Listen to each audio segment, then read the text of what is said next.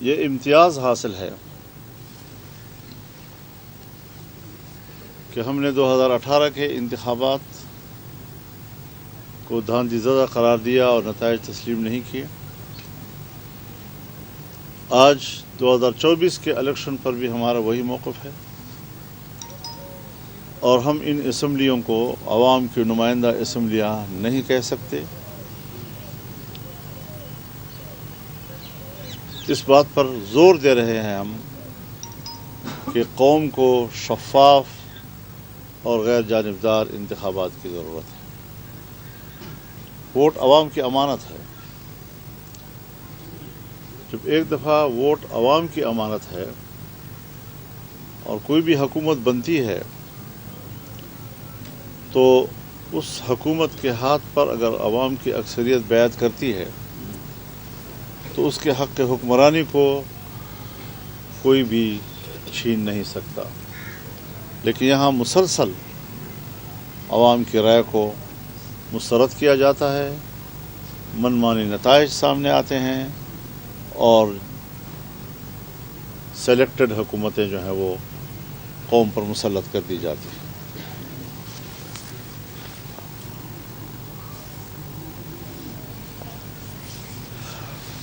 جمعیت علماء اسلام نے یہ فیصلہ بھی کیا ہے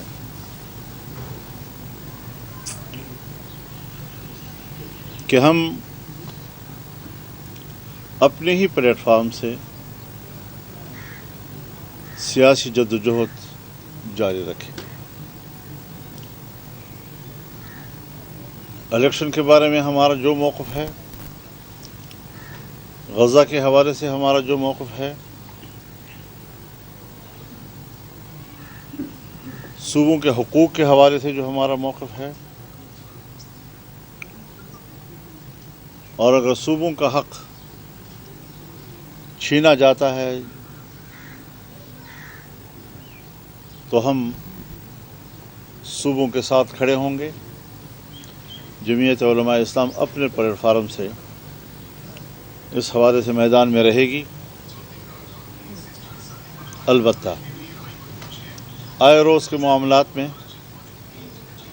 کچھ مشترک امور سامنے آتے ہیں، اس حوالے سے مذہبی جماعتوں سے مل کر اشتراک عمل کی ضرورت ہو یا پارلیمانی اپوزیشن جماعتوں کے ساتھ اشتراک عمل کی ضرورت ہو، تو اس کے لیے حکمت عملی اسٹریٹجی وہ جمعیت علماء کی شورا اور عاملہ کرے گی، کیونکہ یہ ملک ہمارا ہے، سب کا ہے، بہت سی چیزیں ہمارے درمیان مشترک ہوتی ہیں، تو یقیناً ہمارے ہاں اور ہر جگہ اتحاد صرف حکومتی بینچوں کا ہوتا ہے۔ جو حکومت میں نہیں بیٹھتی وہ اپوزیشن میں بیٹھ جاتی ہے۔ اپوزیشن میں کوئی باضابطہ اتحاد کا تصور نہیں ہوتا، اور جو حکومت میں نہیں جاتی وہ اپوزیشن میں بیٹھ جاتی ہے۔ تو اس حوالے سے اپوزیشن کا کوئی ابھی تک باضابطہ کوئی مؤثر اتحاد تو موجود نہیں ہے، لیکن ہم باہمی رابطے کو برقرار رکھیں گے تاکہ کہیں پر بھی اگر کوئی فوری طور پر کسی اشتراک عمل کی ضرورت پڑے اور کسی جوائنٹ ایکشن کی ضرورت پڑے تو اس کے لیے راستے کھلے ہیں، فضا ہموار ہیں، اور کریں گے انشاءاللہ۔ لیکن باقاعدہ ایک اپوزیشن کا کوئی بڑا اتحاد قائم کرنا، اس پر ہماری جنرل کونسل نے، ہم نے ان کے سامنے ساری بات رکھی، لیکن کونسل اس پر ابھی آمادہ نہیں ہے، اور اس پر کام کی ضرورت ہوگی۔ یکدم سے ایک جست میں شاید ہم یہ مقصد حاصل نہ کر سکیں۔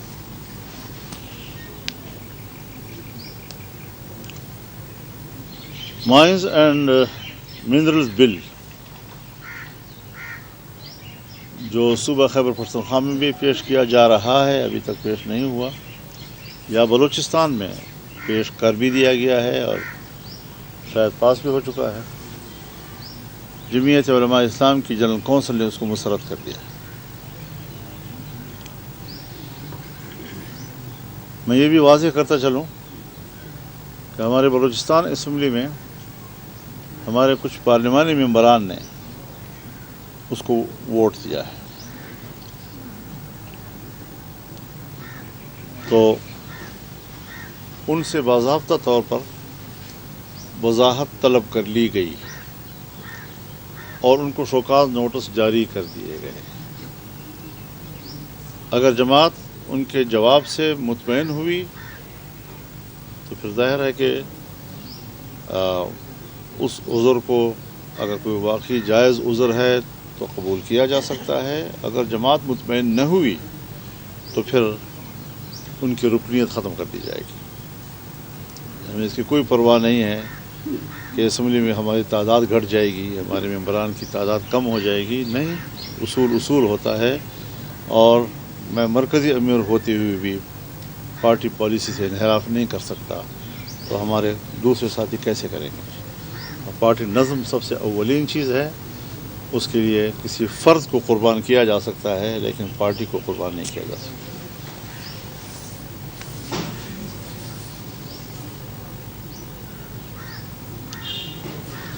اس حوالے سے بھی جو پھر آئندہ مستقبل میں فیصلے ہوں گے تو حکمت عملی ہماری مرکزی عاملہ یا شورا ہی طے کرے گی.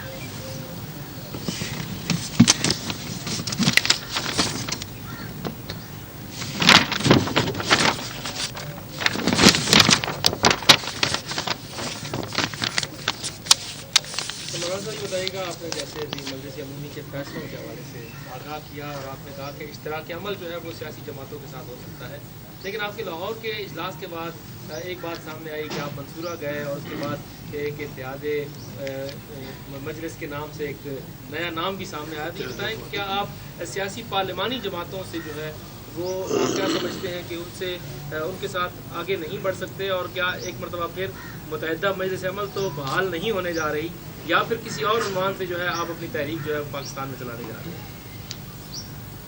مذہبی جماعتوں کے ساتھ رابطے قائم کرنا یہ ہمارے نزدیک ایک مثبت اقدام ہے، اور ویسے بھی ایک عرصہ ہوا میں منصورے نہیں گیا تھا. نئے امیر ان کے منتخب ہوئے تب بھی میں نہیں جا سکا، اور انہی دنوں میں جب ہماری مرکزی مجلس عمومی کا اجلاس ہو رہا تھا تو پروفیسر خورشید صاحب کی وفات بھی ہو گئی، تو تعزیت کے لیے بھی پھر میرا جانا وہاں ضروری ہوا. اور انشاءاللہ اس رابطے کے مثبت اثرات سامنے آئیں گے. جہاں تک ہے مجلس اتحاد امت کا تعلق، اس کا جماعت اسلامی کے دفتر جانے سے کوئی تعلق نہیں. یہ جو ہم نے اسلام آباد میں کنونشن کیا تھا جس میں مولانا مفتی محمد تقی عثمانی صاحب اور مفتی منیب الرحمان صاحب یہ سارے حضرات شریک تھے، تو اس کنونشن سے یہ نام تجویز کیا گیا تھا. اس کنونشن سے آپ لوگوں نے تو پرسوں میں نے جب اسلامی کے دفتر میں جانے سے جوڑ دیا اس کو. اور یہ بھی ہے کہ اگر اس نام سے مزید ہم جلسے کریں گے تو یہ کوئی باضابطہ نہ کہ کوئی اتحاد ہے، نہ کوئی تنظیم ہے، نہ اس کی کوئی رکن سازی ہے، نہ اس کی کوئی تنظیمہ ڈھانچہ ہے.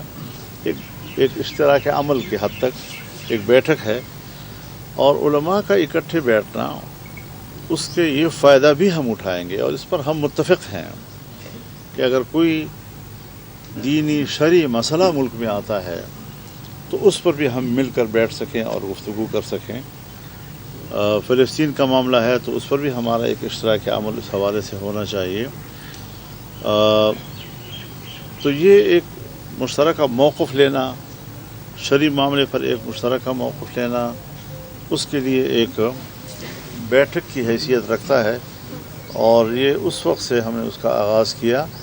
یہ جو ابھی لاہور میں جلسہ ہو رہا ہے یہ بھی مجلس اتحاد امت ہی کے پلیٹ فارم سے ہو رہا ہے، لیکن باقی خود جمعیت علماء کے اپنے پلیٹ فارم سے بھی ہو رہے ہیں اور جس میں سب کو دعوت دی جاتی ہے. میرا سوال یہ ہے کہ آپ نے کہا کہ ہم نے فی الحال کسی بڑی اپوزیشن اتحاد کے لیے رضامندی ظاہر نہیں کی ہے، تو پچھلے دنوں یہ بات سامنے آئی تھی کہ جے یو آئی نے تحریک انصاف کے سامنے کوئی ڈیمانڈس رکھی تھی جس کا انہوں نے جواب نہیں دیا، یہ بات درست ہے؟ یہ باتیں تو ہماری 1 سال سے چل رہی ہیں اور ابھی تک تعلقات کی بہتری، آپس کے بہتر ماحول کی تشکیل، اس پہ تو بہت پیش رفت ہوئی ہے. جب ہم کبھی ایک دوسرے کو بالکل نہیں ملتے تھے تو ہم بلا تکلف اب ملتے ہیں، ایک دوسرے کے ساتھ بیٹھتے ہیں، میں بھی چلا جاتا ہوں، وہ بھی تشریف لے آتے ہیں. تو لیکن یہ پوری دنیا میں بھی ہے جہاں پر پارلیمانی جمہوری نظام ہوتا ہے، جہاں پر پارلیمنٹوں میں اپوزیشن بیٹھتی ہے، تو کبھی کبھی ایسا بھی ہوتا ہے کہ 2 پلیٹ فارم ہوتے ہیں، وہ آپس میں رابطہ بھی رکھتے ہیں لیکن ان کا ایکشن جو ہے وہ اپنے اپنے پلیٹ فارم سے ہوا کرتا ہے. تو یہ کوئی پہلی مرتبہ پاکستان میں ایسا نہیں ہو رہا، دنیا کے اور پارلیمانی ملکوں میں بھی اس طریقے سے مثالیں موجود ہیں. حضرت یہ بتائیں فلسطین کا ایک بڑا سیریس ایشو ہے، بڑے بڑے اجتماعات اور میلین مارچ تو ہو جاتے ہیں، تمام جماعتیں بھی اس حوالے سے سرگرم رہتی ہیں. ماشاءاللہ آپ نے بھی بڑا اچھا عملی اقدام جو عالمی سطح پر کیا جانا چاہیے اور حکومتوں کو مجبور کرنا چاہیے، کیا آپ سمجھتے ہیں کہ وہ ایک چیز منظر آپ کے سامنے نظر آیا ہے یا اس طرح ممکن ہے، یا حکومتوں کو کیا کرنا چاہیے؟ سنجیدہ یہ سوال آپ کا سنجیدہ ہے، لیکن حکومتیں نہ ہماری بات کو سنجیدہ لے رہی ہیں، نہ امت مسلمہ کی بات کو سنجیدہ لے رہی ہیں، اور انہی کی وجہ سے یعنی امت جو ہے وہ ان سے شاکی ہے. لیکن امت کے اپنے حوصلے بلند ہے، وہ ایک پلیٹ فارم ہر صرف یہ نہیں کہ صرف امت مسلمہ کی بات کر رہا ہوں. اس جنگ کے خلاف، امریکی پالیسیوں کے خلاف امریکی عوام بھی نکلے، برطانیہ میں عوام نکلے ہیں، یورپ کے ممالک میں عوام نکلے ہیں، خود اسرائیل کے اندر مظاہرے ہوئے ہیں، ہو رہے ہیں. تو ایسا نہیں ہے کہ عام انسانی معاشرہ چاہے وہ مسلم ہو نان مسلم ہو، وہ جنگ کے خلاف بھرپور رائے دے رہا ہے، اس پر بھرپور قسم کی ایک شعور بیدار ہوا ہے پوری دنیا میں. اور اسلامی دنیا سب کی نظر اس حوالے سے پاکستان کی طرف ہوتی ہے، کیونکہ پاکستان واحد ملک ہے جس کے اندر ایک ماحول موجود ہے کہ جہاں سے عوامی آواز اٹھ سکتی ہے اور وہ پھر سارے دنیا کے مسلمانوں کی آواز بن جاتی ہے. مولانا صاحب یہ فرمائیے گا کہ ماضی میں آپ خود پاکستان کی جو ابتر صورتحال جس کا آپ نے ذکر بھی کیا ہے، زمین گرم کرنے کی بات کرتے رہے ہیں، اور ایک طرف سے یہ بات ہو رہی ہے کہ یہ جو موجودہ حکومت ہے ان کے تو ہاتھ میں کچھ نہیں ہے، تو بات اسٹیبلشمنٹ سے کرنی چاہیے. آپ کا کیا نقطہ نظر ہے کہ کیا اسٹیبلشمنٹ کو آن بورڈ لینا چاہیے؟ آپ اسٹیبلشمنٹ کے ساتھ بات کرنے کے حق میں ہیں پاکستان کے حالات کی بہتری کے لیے، یا الیکشن جو آپ کہہ رہے ہیں ہونے چاہیے دوبارہ، کیا اسٹیبلشمنٹ کے بغیر بھی کوئی الیکشن کرا سکتا ہے؟ ایک ہے اصول کی بات اور ایک ہے جو معروضی طور پر صورتحال درپیش ہوتی ہے. اصول تو یہی ہے کہ الیکشن آزاد، شفاف اور الیکشن کمیشن کے انتظام کے تحت ہونے چاہیے. لیکن شکایت یہ ہے کہ اسٹیبلشمنٹ کیوں مداخلت کرتی ہے، وہ کیوں نتائج تبدیل کرتی ہے، وہ انتخابی عملے کی تبدیلیاں اپنی مرضی سے کیوں کرتی ہے، الیکشن کمیشن کو وہ لسٹ کیوں مہیا کرتی ہے کہ ان ملازمین کو فلاں جگہ رکھو، فلاں کو فلاں جگہ رکھو، فلاں کو فلاں جگہ رکھو. تو یہ اعتراضات اصولی طور پر ہمارے ہیں، اس کو ہم نے ہی زیادہ ہائی لائٹ کیا ہے، انہیں اجاگر کیا ہے. اور میں یہ سمجھتا ہوں کہ فوج یا جو ہماری اسٹیبلشمنٹ ہے وہ ریاست کے تحفظ کے لیے ہے، وہ ریاست کے مفادات کرے. اب ریاست سے وفاداری، ریاست کے ساتھ کمٹمنٹ میں وہ ان کو حق نہیں ہے کہ وہ پک اینڈ چوز کریں. سب سے پہلے میں دعوے دار ہوں اس بات کا کہ میں اسٹیٹ کا حامی ہوں، میں اسٹیٹ کے ساتھ کھڑا ہوں، میں آئین کے ساتھ کھڑا ہوں، میں پارلیمنٹ کے ساتھ کھڑا ہوں. اور اگر ہم ان کے ایجنڈے پر پورا نہیں اتر سکتے، اگر ان کو یہ خیال ہو کہ ہم نے تو اگلے 5 سالوں میں खैबर पख्तूनख्वा के मादनियात पे कब्ज़ा करना है तो हमने तो बलूचिस्तान के मादनियात पे कब्ज़ा करना है, और ये उनके एजेंडे पर हो और उनको पता हो कि फजल रहमान इस पर साथ नहीं देगा, JUI साथ नहीं देगी, तो पहले से ही इसको काट दो, उसके पर काट दो ताकि उसका पार्लियामानी रोल ना रहे जी। लेकिन ये ख्वाब बन जाते हैं, ऐसी ख्वाहिशें हैं। 26वीं तरमीम पर हमने कौमी असम्बली में 8 अरकान और सेनेट में 5 अरकान के ऊपर जो किरदार अदा किया है, तो इसका माना यह है कि ये अल्लाह के हाथ में है, ये आप लोगों के हाथ में नहीं है जी। और अब एक दफ़ा मुझे याद है वो जो डोमेस्टिक क्या था वायलेंस के हवाले से एक कानून आ रहा था, तो पंजाब असम्बली में आ रहा था, हमारा एक मेंबर वहाँ नहीं था, लेकिन हमने लाहौर में जाकर मोर्चा लगाया और हुकूमत को पसपा कर दिया। तो रोल होना चाहिए। अब हमारे हाथ में एक रोल आया 26वीं तरमीम के हवाले से, हमने कोई 34 क्लासेस से उनको दस्तबरदार कराया और पूरी अपोजिशन की जमात को दिन रात की सूरत हाल और हर डेवलपमेंट से उनको आगाह किया, और एक मुश्तरका हिकमत अमली के तहत हम यहाँ से उठे। अगर उन्होंने वोट नहीं किया तो मेरी ख्वाहिश और तजवीज़ पे नहीं किया, मैं उस पर राज़ी था। अगर मैंने वोट किया तो मेरे वोट पर वो राज़ी थे और हमें अप्रिशिएट किया उन्होंने जी। PTI वाले? हाँ ना, आपने ज़रा देखे ना, जिस सेनेट की तकरीर, कौमी असम्बली की तकरीर, यहाँ जो दरवाजे के सामने आपकी मौजूदगी में प्रेस कॉन्फ्रेंस हुई थी, वो याद नहीं है आप लोगों को? आप अजीब लोग हैं, जल्दी भूल जाते हो खुदा के बंदे से।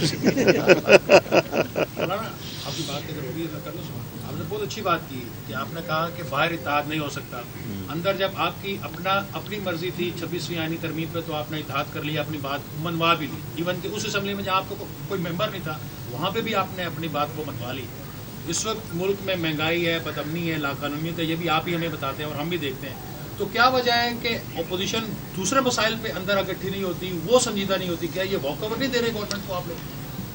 इसमें कोई शक नहीं है कि कुछ चीज़ें ऐसी होती हैं कि अगर आप उसका इंतज़ाम नहीं कर पाते फौरी तौर पर, तो कोई तो फ़ायदा उठाता है उससे। तो इससे हुकूमत तो फ़ायदा उठाती है जितना उनको मौका मिलता है, लेकिन इत्तेहाद के लिए भी हज़रत हम आंखें बंद करके तो किसी प्लेटफार्म पर नहीं खड़े हो सकते।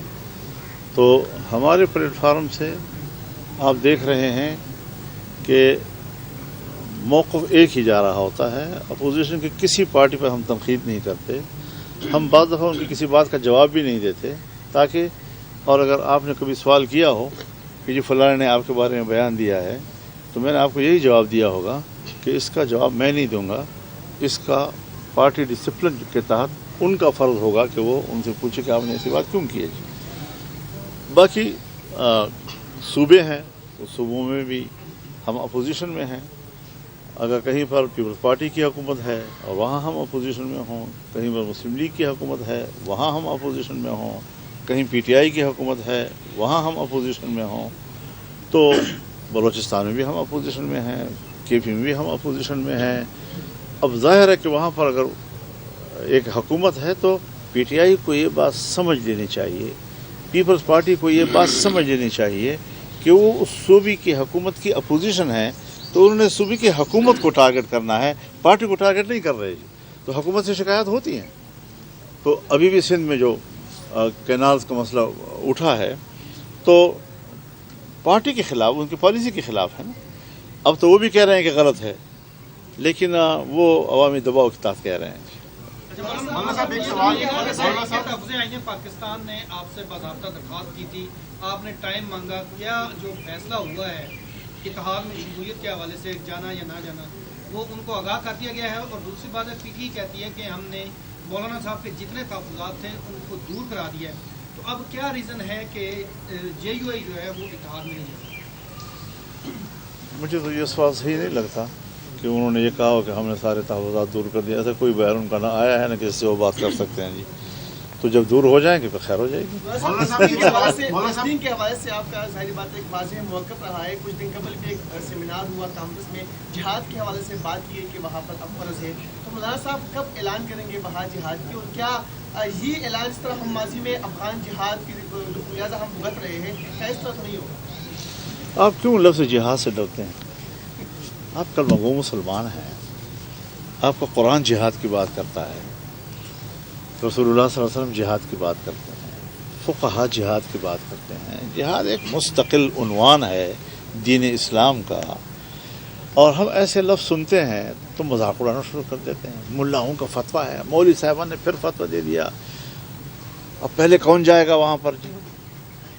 तो इस किस्म की चीज़ें मसखरापन, अपना मसखरापन ये लोग बंद करें। मेरी बात तो सुने,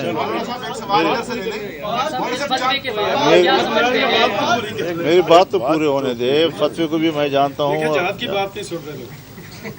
तो जिहाद से, शरी कानून से, आज आप कहें पाकिस्तान में शरीयत को क्या हो जाएगा, हाथ कटेंगे, गर्दन कटेगा, फलां कटेगा, फलां कटेगा। अपने दीन जिस पर हम ईमान लाकर मुसलमानों के सफ़ में अपने आप को शरीक करते हैं, अपना मुसलमान अपने दीन से डर रहा है, और ये दीन सिर्फ मौलवी का है। जिस तरह मैं कलमा गो हूँ आप उस तरह कलमा गो हैं, जिस तरह मैं नमाज़ पढ़ता हूँ आप उस तरह नमाज़ पढ़ते हैं। कभी रसूलुल्लाह सल्लल्लाहु अलैहि वसल्लम ने फरमाया कि एक ज़माना आ जाएगा कि इस्लाम की बात करना ऐसा होगा जैसे मुट्ठी में आदमी अंगारा पकड़े। यही सूरत हाल अब आ गई है कि दीन इस्लाम को हम अजूबा समझ रहे हैं, दीन इस्लाम को हम कोई एक ऐसा अजनबी चीज़ समझ रहे हैं। तो अल इस्लाम गरीबुन व सयऊद गरीबा, रसूलुल्लाह ने फरमाया कि आज भी इस्लाम जो है वो ना आशना चीज़ है, एक ज़माना आएगा जब फिर इस्लाम एक दफ़ा नाशना चीज़ तस्वुर की जाएगी। ये ख़राबियाँ हैं हमारे अंदर, ये कमज़ोरियाँ हैं। हर मुसलमान को अपने अंदर की इस्लाह करनी चाहिए। जिहाद का मजाक उड़ाना, अब जिहाद क्या गज़े का मुसलमान और फ़िलिस्तीन का मुसलमान जिस पर एक गैर मुस्लिम काबिज़ है, मस्जिद अक़सा पर काबिज़ है, उसको छुड़ाने के लिए वो कुर्बानियाँ दे रहे हैं और आलमी दीन उसको जिहाद कह रहा है, और आप जिहाद का मजाक उड़ा रहे हैं। ये फ़िलिस्तीनियों के साथ दुश्मनी है। अफ़गानिस्तान में जिहाद था, हम जिहाद कहते थे। इस्लामी दुनिया मुनक़सिम है 57 या 58 इस्लामी ममालिक में, तो जोग्राफियाई तौर पर हर मुल्क के अंदर के हालात अपने हो जाते हैं। इस तरह के फ़ैसले जो हैं हर मुल्क अपने माहौल के तहत करता है। अगर कोई फ़लस्तीन में रहता है तो उन पर जिहाद फ़र्ज़ है, जो साथ में सरहदात हैं वो अगर अंदर जा सकते हैं तो उन पर फ़र्ज़ है, दूर वाले हैं उनके लिए और कोई रास्ता नहीं है, वो सियासी हिमायत करता है, कोई चंदा भेज देता है। तो ये सारी चीज़ें जो हैं जिहाद के ज़ुमरे में आती हैं। बराह रास्त लड़ना या लड़ने वाले को सपोर्ट देना, माली सपोर्ट देना, अखलाकी सपोर्ट देना, सियासी सपोर्ट देना। अब आप मुझे बताएं कि जिहाद अफ़गानिस्तान ये हमारे हुक्मरानों का नारा नहीं था? वहाँ तो आप जिहाद का लफ्ज़ के मुखालिफ बोल भी नहीं सकते थे। क्या कश्मीर में जो आप लड़ रहे हैं, क्या ये जिहाद के ज़ुमरे में आप आज तक उससे दस्तबरदार हुए हैं? तो ये सारी चीज़ें ऐसी हैं कि बिसात के मुताबिक आप जितना कुछ कर सकें। ये नमाज की तरह नहीं है, नमाज का ना टाइम तब्दील हो सकता है ना तरीक़ा तब्दील हो सकता है। लेकिन जिहाद एक अमल है, उसके लिए तदबीर होती है, मुशावरत होती है, किस तरह लड़ना है, किस सतह पे लड़ना है। ये सारी चीज़ें, जिहाद सिर्फ एक चीज़ का नाम है, वो हर जद्दोजहद, वो हर मेहनत जो एलाए कलिमतुल्लाह के लिए हो और अल्लाह के अहकाम वाज़े हैं। अगर अल्लाह ने मुझे आज़ाद जना है, किसी का बाप भी मेरी आज़ादी को सल्ब नहीं कर सकता। अगर उसने हरम मेरे हवाले किया है, हज़रत उमर के हवाले किया है, सलाहुद्दीन अय्यूबी के हवाले किया है, मुसलमानों का उसके ऊपर क़िबला अव्वल रहा है, रसूलुल्लाह सल्लल्लाहु अलैहि वसल्लम अपनी हयात तक उधर रुख करके नमाज़ पढ़ते रहे हैं, तो उस पर इनका कब्ज़ा जो है वो मुसलमान कैसे कबूल करे? तो ये सारी चीज़ें हज़रत, जब आप अल्लाह के दीन के किसी हुक्म को ऊंचा करने के लिए और उसके कलमे को बुलंद करने के लिए आप सादा सी गुफ्तगू भी करते हैं, वो भी जिहाद के ज़ुमरे में आ जाता है। और अगर ये मकसद ना हो तो फिर और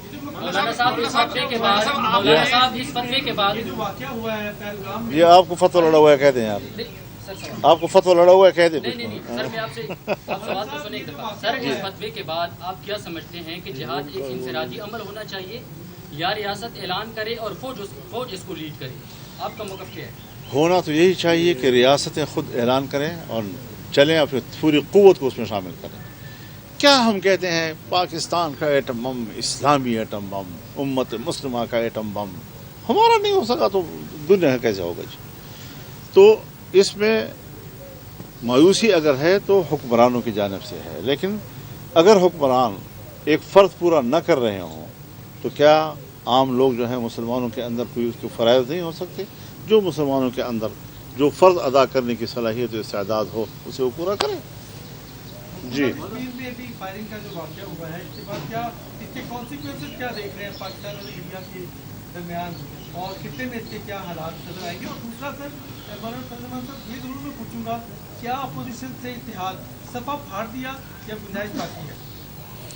उस पर अमल चलता रहेगा। फिलहाल तो हमारे यानी आप जो कुछ हम कह रहे हैं बस उसी को नोट करें, मेहरबानी करके हमारे प्रेस कॉन्फ्रेंस को ख़राब ना करें। हाँ, वो जो दूसरा आपने बात की है कश्मीर की, देखिए ये वाक़या मकबूजा कश्मीर में हुआ है और इंतज़ामी तौर पर वो इंडिया के कंट्रोल में है। तो वहाँ पर अगर कोई बदअमनी का ऐसा वाक़या हुआ है तो वहाँ की हुकूमत और वहाँ के जो अमन व अमान कायम रखने वाले इदारे हैं वो इसके ज़िम्मेदार हैं। अब अपने गुनाह को कम करना या अपने गुनाह से लोगों की नज़र लौटाने के लिए पाकिस्तान पर इल्ज़ाम लगाना ये तो बड़ा आसान काम हो जाता है। लेकिन मैं ख़ुद भी मुंतज़िर हूँ कि हमारी तरफ से, हमारी रियासत की तरफ से क्या जवाब आता है। अब तक जो 2-4 जुमले में कोई जवाब आया है वो इब्तिदाई इनिशियल हो सकता है ज़्यादा से ज़्यादा। अभी तफसीलात उसकी मज़ीद भी आनी हैं, सूरत हाल वाज़ेह होना है, तो एहतियात के साथ हमें इस हवाले से आगे बढ़ना है। किसी तरह जज्बाती पोजीशन हमने नहीं लेनी। वहाँ पर ऐसे वाक़यात का होना ये भी देखना है कि ये वाक़यात अगर इक्का दुक्का ऐसे होते हैं तो वो कश्मीर के मसले पर पाकिस्तानी मौक़िफ़ को कितना मुतासर करते हैं, उसको ताकत कितनी देते हैं, और इंडिया का जो रद्द-ए-अमल है उसके वज़न क्या होगा, वो इस मसले का रुख किधर फेरेंगे। तो अपनी नाकामियों की तरफ वो देखें और अपनी नाकामियाँ पाकिस्तान की तरफ फेंकने की कोशिश ना करें। एक सवाल ये है कि चंद हफ्ते पहले कमांडर शरीफुल्लाह अमेरिका को मतलूब थे, वो पाकिस्तान ने उनके हवाले किया और शादियाने बजाए गए। अब अमेरिका की तरफ से कुछ मादलियात में इंटरेस्ट शो किया जा रहा है जो हालिया माइंस एंड मिनरल बिल है, क्या आप समझते हैं ये भी अमेरिका को खुश करने के लिए कोशिश की जा रही है? इस हवाले से मैं पार्लियामेंट में बड़ी तफसील से गुफ्तगू कर चुका हूँ कि किस तरह आलमी क़ुव्वतें वो हमारे फाटा और अफ़गानिस्तान के पहाड़ों में दिलचस्पी ले रहे हैं और क्यों ले रहे हैं। तो ये सारी चीज़ें मारूफ़ हैं और यही वजह है कि बज़ाहिर तो पाकिस्तान की तरक्की का नाम दिया जाता है, तो फाटा इंज़िमाम को भी तो पाकिस्तान की तरक्की का नाम दिया गया।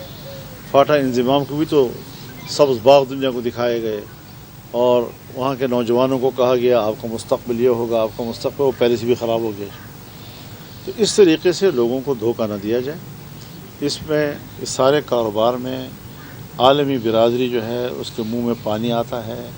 वो ऐसे ममालिक में झाँक घुसते हैं। इन्होंने सारा कुछ जो इराक़ में किया तो अपने मादनियात के लिए किया, लीबिया में किया तो अपने मादनियात के लिए किया, जहाँ भी जाते हैं अपने मादनियात को सामने रख कर, अपने मफादात को सामने रख के जाते हैं। हमारे मुल्कों के वहाँ पर भी हम इसके हामी हैं कि दुनिया आए और पाकिस्तान में सरमायाकारी करे। हम सरमायाकारी के ख़िलाफ़ नहीं हैं। सरमायाकारी जो है वो ऐसी एक चीज़ है कि जिसमें अमेरिका भी बैरूनी सरमायाकारी से बेनियाज नहीं रह सकता, लेकिन उसके उसूल होने चाहिए। अगर सूबा अपने वसाइल का मालिक है, 18वीं तरमीम के तहत ये उनकी मिल्कियत है, तो फिर विफाक वहाँ सरमायाकारी करे तो भी सूबे के शराइत पे करे। अगर बाहर की दुनिया आती है तो पहले हमारे विफाक के पास आए, मुल्क से बात करके फिर उनकी वसात से सूबे में जाए और उस सूबे के शराइत पर उसके मफादात के तहफ़्फ़ुज़ के साथ अगर सरमायाकारी होती है तो हम कोई जज्बाती लोग नहीं हैं कि खाम अपने मुल्क की तरक्की का रास्ता रोकते हैं। लेकिन चोरी छुपे इस तरह हमारे वसाइल को बेचना और फिर हमारे आइन को सबूताश करना, आइन की नफ़ी करना, इस पर ज़ाहिर है कि हमारा मौक़िफ़ बड़ा वाज़ेह है। आपने कहा कि इस्टेब्लिशमेंट का काम नहीं है इलेक्शन में मुदाखलत करना, उनसे सियासी जमातों का काम है आपस में बातचीत करना। सब क्या ये हकीकत नहीं है कि जब आपने आज़ादी मार्च किया था तो उसके बाद आपने वो एक यकीन दहानी कराई गई थी जिसमें आपने कहा था कि मैं झोली भर के जा रहा हूँ खाली आदमी के साथ, और उसके बाद फिर वो नंबर ही बंद करके चले गए थे। फिर दोबारा बातचीत शुरू हुई, फिर न्यूट्रल का बात की गई, फिर उसके बाद आप तो उनका अब तो हर किसी को पता है कि वो हुकूमत कैसे गिराएगी। क्या आप अगर वहाँ से कोई इस तरह की रे ऑफ वो पोजीशन के लिए नजर आए तो फिर जैसा हैदरी साहब ने कहा था वो कोसार ब्लॉक वाली मीटिंग, तो उस तरह की फिर मीटिंग हो सकती है उसी स्टैब्लिशमेंट से? देखिए, हमारा काम है जद्दोजहद का।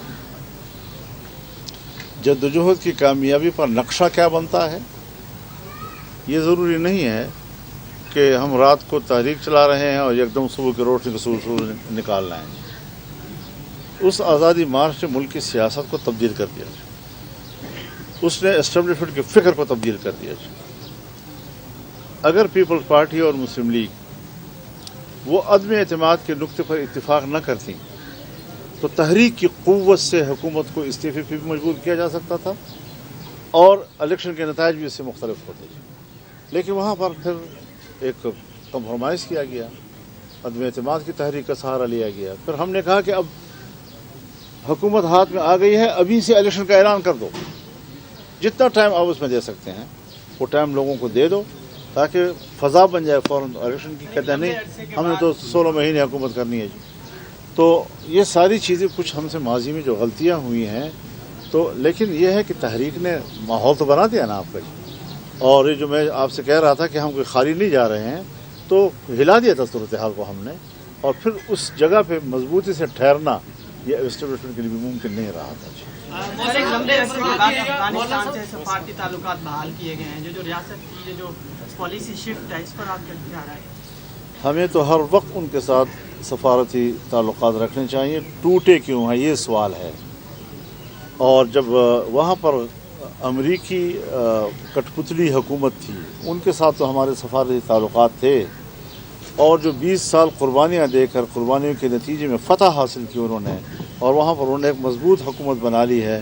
अब अगर वो सफारत की बात करते हैं तो कहते हैं पता नहीं दुनिया इसको ब्लैक लिस्ट है। और ब्लैक लिस्ट होने के बावजूद भी लोग उनसे मुलाकात करते हैं। रूस जो है वो अपनी जगह तलाश कर रहा है, चाइना अपनी जगह तलाश कर रहा है, यूरोप के ममालिक जगह तलाश कर रहे हैं, अभी अमेरिकन भी उनके साथ तकरीबन खुद ब खुद बराह रास्त बातचीत में आ गए हैं। तो इन चीज़ों को हमें बर वक्त जो है अगर हक़ाइक़ को तस्लीम करें तो बेहतर होता है, नहीं है कि एक वक्त आए कि आप बिलाखिर तस्लीम करेंगे।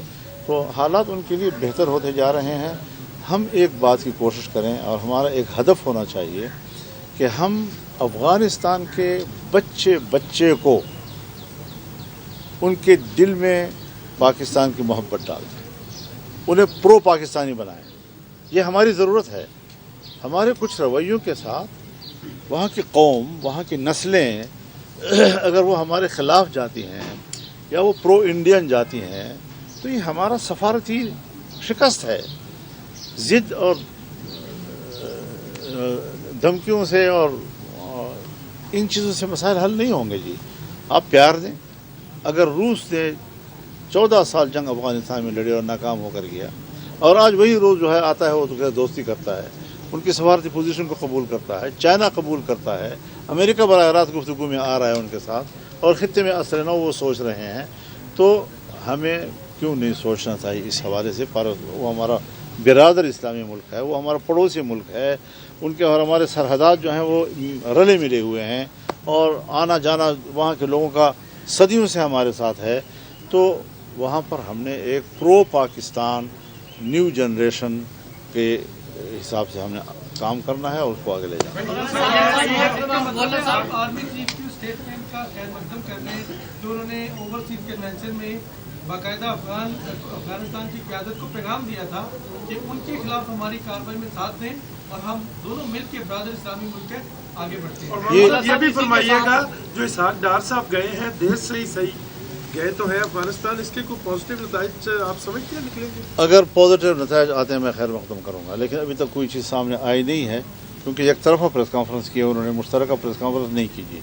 अगर मुश्तरका प्रेस कॉन्फ्रेंस होती तो मैसेज और होता, एक तरफा प्रेस कॉन्फ्रेंस का मैसेज फिर और है।